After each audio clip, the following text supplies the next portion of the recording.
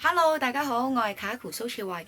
咁咧最近咧網上亦都有瘋傳到有一個叫做 ILI 嘅即時翻譯器嘅。咁其實我哋日常生活裡面咧都有一啲即時翻譯器喺自己身邊，但係大家係唔知道嘅。咁今日咧我就介紹幾個即時翻譯嘅 Apps 俾大家。咁第一個我想介紹嘅 App 咧就係叫做 Say Hi 嘅。咁我哋首先咧就要喺 Apple Store 度打 Say Hi 兩個字。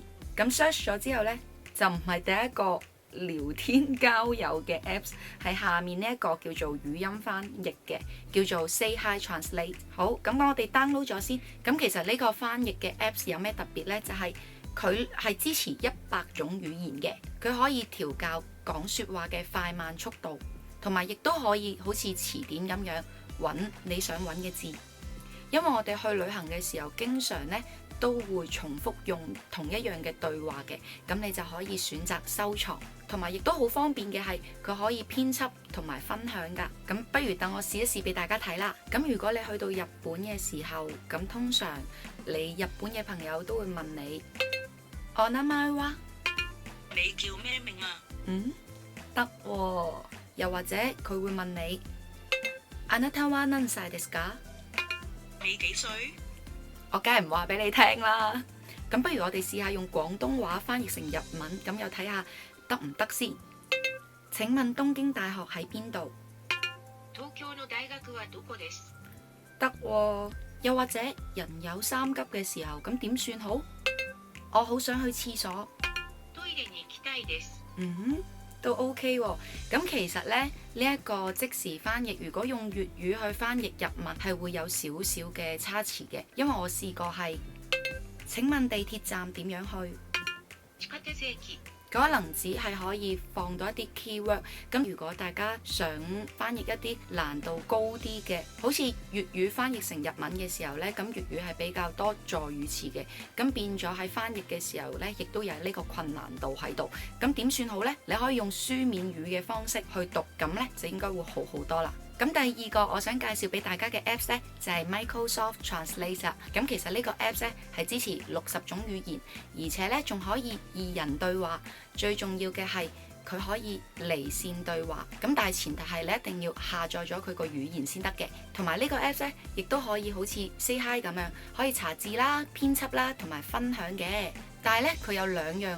唔係，應該係話1.5樣嘅嘢呢，係同頭先個 Apps 係有唔同嘅喎。咁第一樣呢，就係佢可以2人對話，頭先嗰個其實都可以，但係呢，佢就係要一個一個咁樣順住嘅。咁但係呢，呢一個 Apps 呢，就係當你揀咗聲音嘅時候，你可以揀右手邊呢，其實係有2個可以2人對話嘅。咁例如我就係話これは何ですか？佢係乜？真係好勁啊！咁不如我哋試下英文咯喎。廁所在哪裏？ Where is the toilet？ 得喎。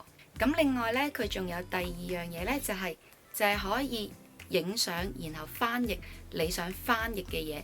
咁平時去旅行呢，我哋都會去 shopping 噶啦。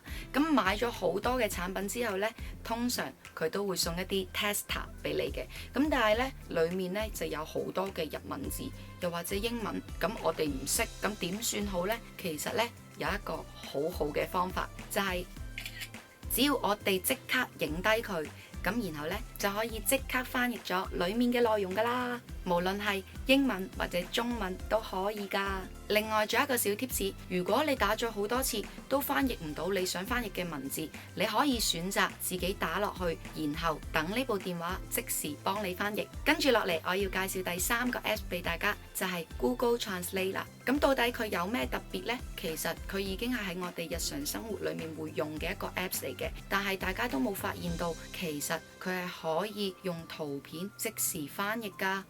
不過呢，卡酷我研究過之後係發現，只有英文翻譯中文嘅時候，先至可以你 scan 嗰張圖片就可以即時翻譯。如果其他嘅語言嘅話呢，係要影相噶。你睇好啦，我哋又試下，好似頭先咁樣去影呢個圖片，翻譯一下，睇下又點樣嘅。咁當佢 scan 完之後呢，其實我哋係要用自己隻手指去 highlight 翻你想佢翻譯嘅地方，顯示翻藍色，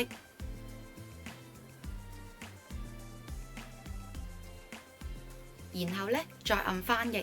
咁就可以一目了然啦。咁今日呢，就介紹咗幾個即時翻譯 Apps 俾大家。